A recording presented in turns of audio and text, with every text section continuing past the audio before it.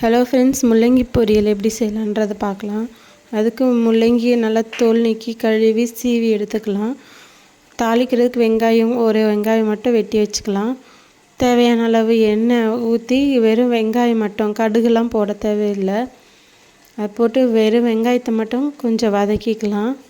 இந்த மாதிரி ப்ரௌனாக வந்ததும்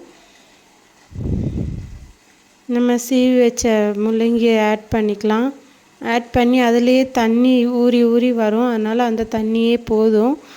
நல்லா வேகிற வரைக்கும் வதக்கிக்கலாம். இது ரொம்ப சிம்பிள் டிஷ் தான் ஃப்ரெண்ட்ஸ். லைட்டாக உப்பு போட்டு வதக்கிக்கலாம். இன்னமும் அது கூடவே லைட்டாக மஞ்சத்தூளும் போட்டுக்கலாம். இந்த மாதிரி தண்ணி விட்டு வரும். தண்ணி நல்லா வத்துற வரைக்கும் கிளறிட்டே இருக்கணும்.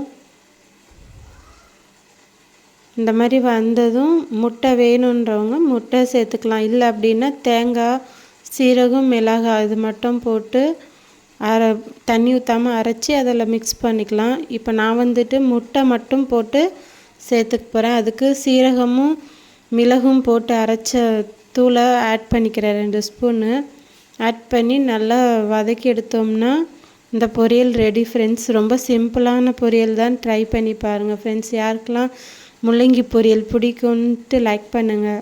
இந்த வீடியோ பிடிச்சிருந்தா ஷேர் பண்ணுங்கள், சப்ஸ்கிரைப் பண்ணுங்கள் ஃப்ரெண்ட்ஸ். சப்போர்ட் பண்ணுங்கள் ஃப்ரெண்ட்ஸ். தேங்க்யூ. தேங்க்ஸ்.